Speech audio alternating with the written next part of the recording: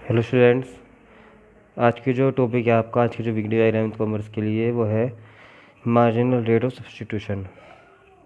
आज की वीडियो में मैं आपको समझाऊंगा कि मार्जिनल रेट ऑफ सब्स्टिट्यूशन क्या होता है।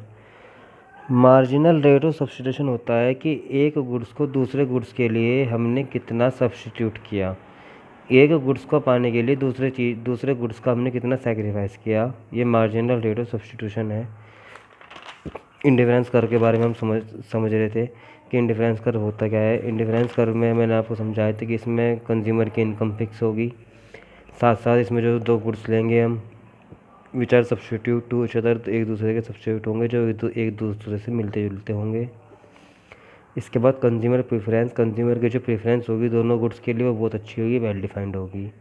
इंटेंसिटी ऑफ डिज़ायर, दोनों के लिए जो इंटेंसिटी होगी वो मतलब गुड्स के लिए जो डिज़ायर है, जो इंटेंसिटी है वो ज़्यादा या कम कैसे होगी। अगर वो नहीं है मेरे पास तो ज़्यादा होगी, अगर वो है तो कम होगी। ज़्यादा गुड्स हमेशा ज़्यादा से ज़्यादा सेटिस्फेक्शन देते हैं। कंज्यूमर रेशनल होगा, तर्क वितर्क करने वाला होगा, मोल भाव करने वाला होगा। इन सारी बातों को लेकर हम आगे बढ़ेंगे आज।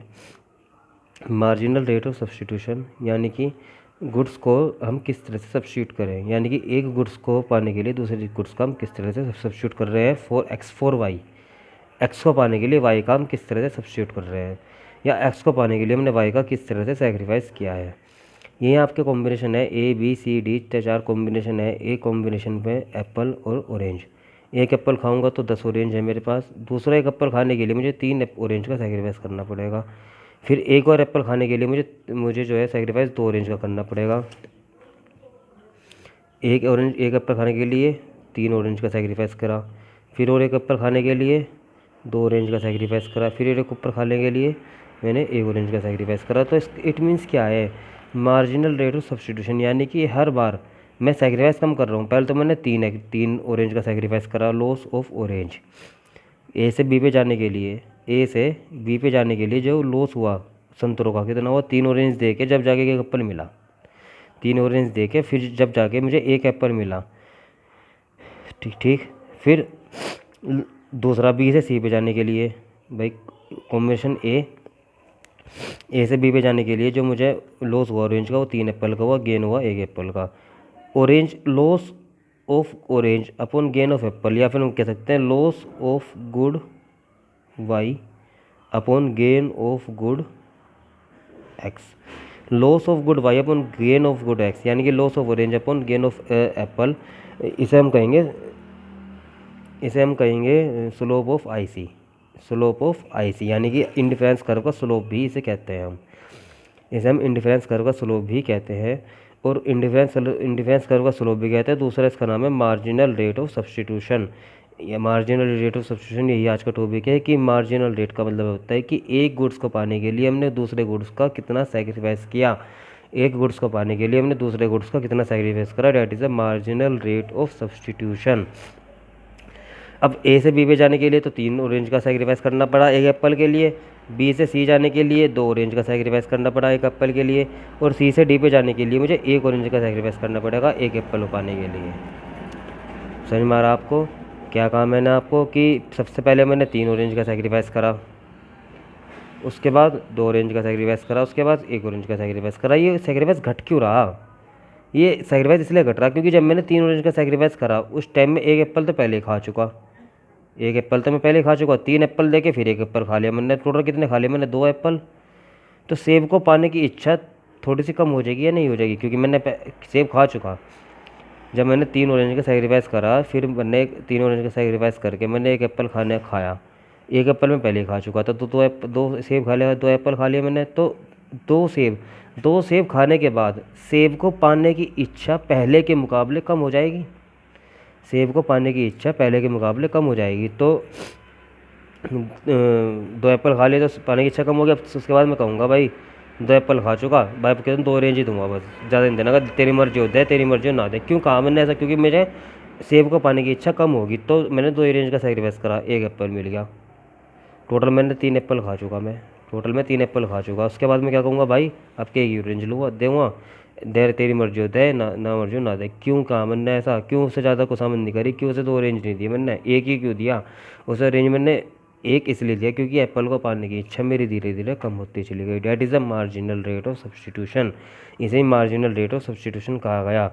तो फाइनली मैंने क्या समझा कि marginal rate of substitution have to decline on every combination. हर कॉम्बिनेशन के बाद मार्जिनल रेट ऑफ सब्सटीट्यूशन क्या हो रहा है हमारा, डिक्लाइन हो रहा है, डिक्रीज़ होगा, हमेशा डिक्रीज़ ही रहेगा।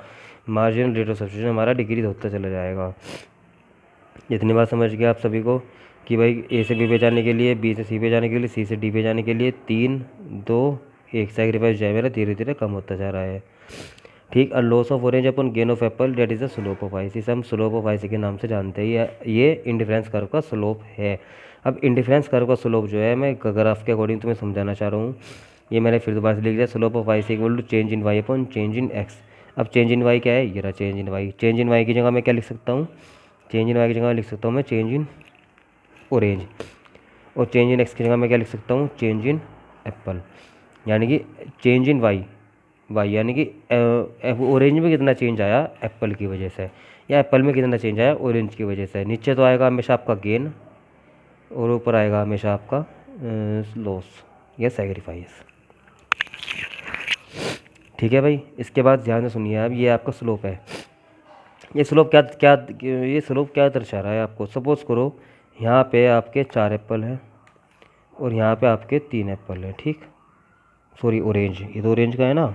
हाँ, तो यहाँ पे तो सपोज़ करो आपका 10 है और यहाँ पे सपोज़ करो आपका 7 है। ठीक, 10 और 7। यहाँ पे कितना है, 10 पे तो कितना है, 1 है, और 7 पे 2 है, 1 और 2।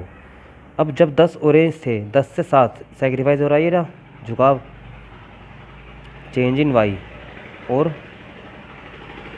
Change in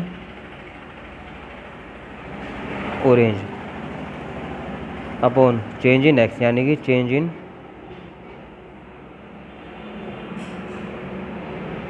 Apple. तो ऑरेंज में कितना चेंज आया आप सभी देख रहे होंगे, 3 का।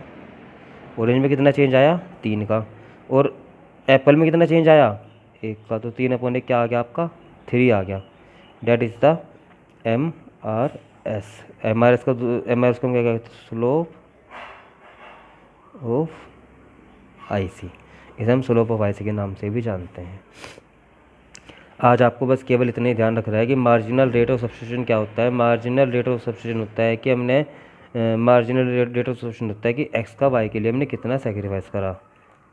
M R S X for Y, X का सेक्रीफाइस वाई के लिए, एक्स का हमने कितना सेक्रीफाइस करा वाई के लिए। ठीक है भाई। आज आपको ये बस ध्यान रखना है कि एक्स का वाई के लिए हमने किस तरह सेक्रीफाइस करा। मार्जिनल रेट ऑफ सब्स्टिट्यूशन क्या होता है हमारा, कि हमने ऑरेंज का कितना सेक्रीफाइस करा एप्पल को पाने के लिए। दूसरा M R S, marginal rate of substitution मेरा धीरे धीरे घटता जाता है। पहले 3 हुआ, फिर 2 हुआ, फिर 1 हुआ। घटता क्यों जाता है, क्योंकि दूसरे गुड्स को पाने की इच्छा मेरे दूसरे गुड्स को पाने की इच्छा धीरे धीरे कम होती जाती है। दूसरे गुड्स को पाने की इच्छा मेरी धीरे धीरे कम होती जाती है। दूसरा, फिर ये मैंने आपको सोल्व करके दिखा दिया, प्रैक्टिकली करके दिखाया कि ऑरेंज का नुकसान और एप्पल का फ़ायदा। मतलब ऑरेंज का मैं लॉस करता गया, एप्पल को गेन करता गया, तो मेरा धीरे धीरे मार्जिनल रेट ऑफ सब्स्टिट्यूशन मेरा घटता गया, ए से बी पे, बी से सी पे, सी से डी पे। इतनी बात समझने के बाद फिर मैंने आपको समझाया ग्राफ में मैंने आपको समझा दिया क्लियरली कि 10 से 7 जाने के लिए चेंज इन वाई, नीचे को आ रहा। स्लोप का मतलब होता है झुकाव, यानी कि यहाँ से यहाँ तक जाने के लिए कितना झुकाव हुआ। झुकाव कितना हुआ, इतना तो सेक्रीफाइस हुआ, इतना गेन हुआ, झुकाव। स्लोप को हिंदी में झुकाव कहते हैं। ये फॉर्मूला बन जाएगा इसका, change in Y upon change in X, या फिर change in orange upon change in apple. Change in orange का मतलब होगा ऊपर लॉस ऑफ ऑरेंज, और चेंज इन एप्पल का मतलब होगा नीचे गेन इन एप्पल। कोई दिक्कत हो पूछ लेना। Thank you.